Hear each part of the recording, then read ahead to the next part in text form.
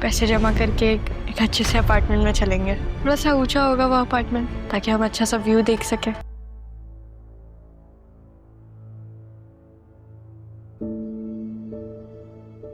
Phone क्यों busy आ रहा है? इतना इम्पोर्टेंट काम है मुझे।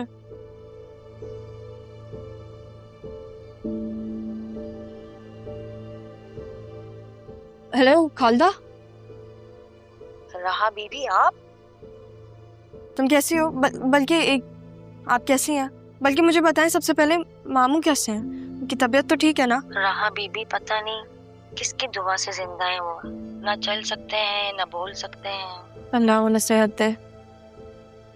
अच्छा आप मेरा एक काम करेंगी? एहसान होगा आपका। हम तो जी आपके नौकर हैं, एहसान कैसा? आप बताएं मैं आपके किस काम आ सकती मेरे हूँ? कमरे में ना 2-3 फाइल्स होंगी, उसमें मेरे डॉक्यूमेंट्स होंगे, आप मुझे वो भिजवा सकती हैं? बेगम साहिबा ने आपका सारा सामान आपके कमरे से निकलवा दिया था। क्या? क्यों? कहाँ है फिर मेरा सारा सामान? और वो मैंने अपने क्वार्टर में रख लिया था, उसमें कुछ फाइलें भी हैं। अच्छी बात है, आपने कम से कम संभाल के तो रखा। आप उसमें देखें, अगर मेरी फाइल्स हैं फिर मुझे कॉल करके बताएं, ठीक है? चलें, अल्लाह हाफ़िज़।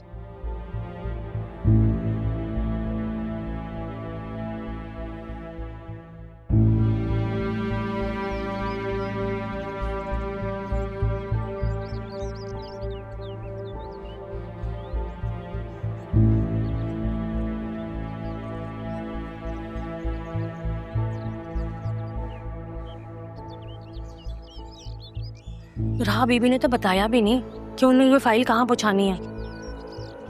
दोबारा उनका फोन भी नहीं आया। अरे फोन पर रब्ता करती हूँ।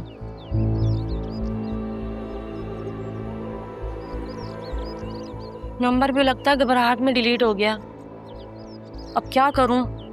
कैसे पहुँचाऊं मैं उन तक ये?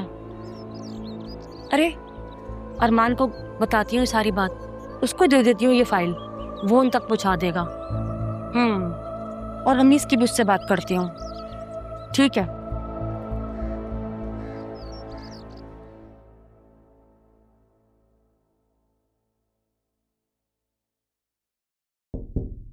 Come in.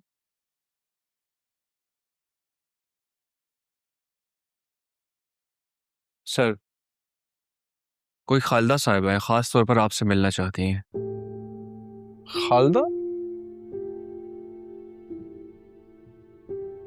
सर वो कह रही हैं कि वो सैफ हाउस से आई हैं। आप भेजो, फौरन भेजो। सही सर।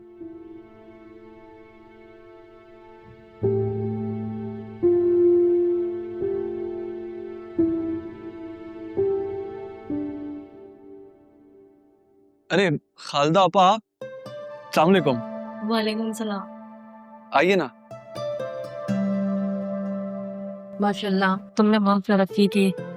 अल्लाह तुम्हें कुछ बहुत मजीद तरक्की दे। बहुत शुक्रिया। कैसी हैं आप? अल्लाह का शुक्र है, मैं बिल्कुल ठीक हूँ। बताएं कैसे आना हुआ, क्या कर सकता हूँ आपके लिए? अरे मुझे बता देती, मैं आ जाता, या मुझे कॉल कर लेती। कॉल तो मैं तुम्हें कर लेती, लेकिन मेरे फ़ोन में उन दिनों कुछ मसला हो गया था। कोई नंबर सेव हो रहा था, कोई नहीं हो रहा था। तो मुझे बस यही रास्ता दिखाई दिया कि मैं तुम्हारे ऑफिस चक्कर लगा लूँ। रास्ता? मैं कुछ समझा ना। बात दरअसल ये है कि आसिया बेगम ने मुझे तारा बीबी और रहा बीबी दोनों का सामान घर से बाहर फेंकने को कहा था, तो मैं उनका सारा सामान अपने कमरे में ले गई थी। उसी दौरान मेरे पास रहा बीबी की कॉल आ गई कि उनकी जिस फाइल में डिग्री है वो फाइल मैं उन तक पहुंचा दूं। तो मेरे जहन में बेटा तुम आए, किसी तरह उसको ये फाइल पहुंचा दो आप।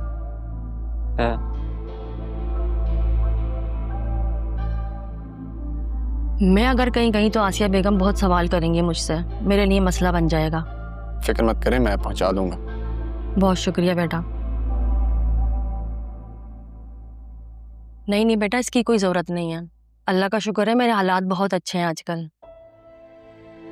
आजकल तो आसिया बीबी बात बे बात पे मुझे नोटों की गड्डी देती रहती हैं, बहुत दयालु हुई हुई हैं। अरे वाह, इतनी तब्दीली। सब ठीक तो है ना? जिस दिन से बतूल बीबी और जरियन साहब का निकाह हुआ है, आसिया बेगम मुझे बात बे बात पर नोटों की गड्डी देती रहती है उनके नाम की। और पता नहीं उसको कैसे पता चल जाता है, उसका फौरन फोन आ जाता है। किसका? मेरे शौहर रमीज का। जिस दिन राहा बीबी का निकाह होना था वो राहा बीबी को छोड़ने गया था। बशीर से भी पैसे उधार लेके चला गया था और उसके बाद वापस नहीं आया। लेकिन राहा बी को छोड़ने की जिम्मेदारी तो बशीर साहब की थी ना। नहीं, आसिया बेगम ने रमीज को कहा कि तुम इसे छोड़ कर आओ और ये भी कहा कि उसनारा बेगम को वापसी में लेते हुए आना। हालांकि वो बेचारी तो कैब से वापसी आई थी और उस दिन के बाद से वापस ही नहीं आया। मैं सोचती रही कि पुलिस में रिपोर्ट करा दूं, लेकिन पुलिस वाले मारते बहुत हैं, बस ये सोच के रह गई। गैर जिम्मेदार तो वो पहले ही बहुत था, कितने कितने दिन तक घर नहीं आता था। लेकिन अब तो जब से गया है बस पैसे मंगवाता रहता है और घर आने का नाम ही नहीं ले रहा है। आपके पास उसका नंबर है? हाँ, उसका नंबर है मेरे पास जी। बस अरमान बेटा, उसे मारना पीटना नहीं, दिल का बुरा नहीं है वो। आप परेशान मत हो, बस उसे बताइएगा मत कि आपने मुझे बता दिया, वरना वो वापस नहीं आएगा। नहीं नहीं, मैं उसे नहीं बताऊंगी, बस उसे किसी तरह घर वापस ले आओ। आना तो उसे पड़ेगा। अब आपने भी हुक्म दे दिया तो पूरा तो करना पड़ेगा मुझे। बहुत शुक्रिया बेटा। पैसे कैसे मंगवाता है? उसने मुझे एक नंबर दिया हुआ है, उस पे बस मैं अकाउंट में ट्रांसफर करवा दिया करती थी। अकाउंट नंबर है आपके पास? हाँ, वो है मेरे पास। दिखाएं। ये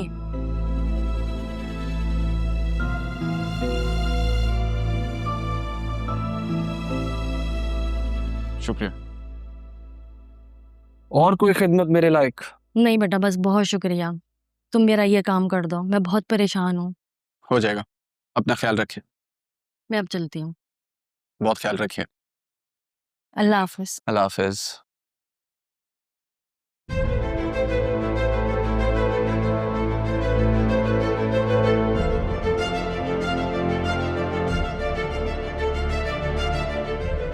अब आया ना ऊंट पहाड़ के नीचे।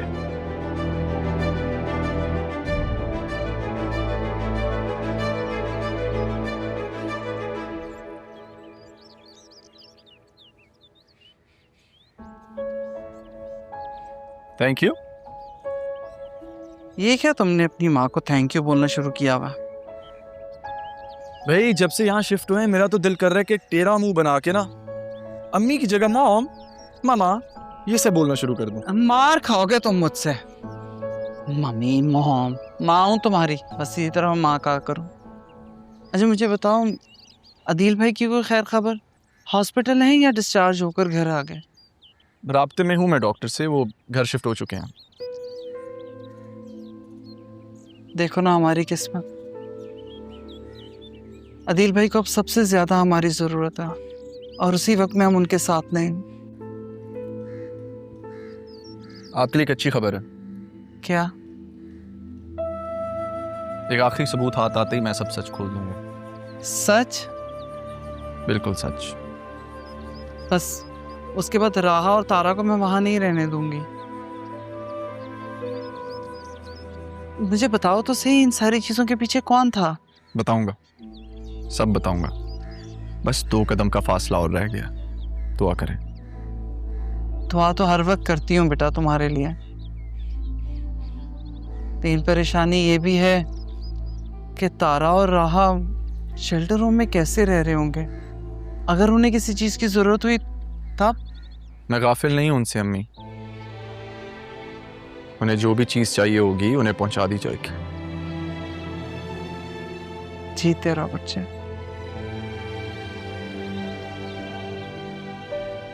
पिए ना।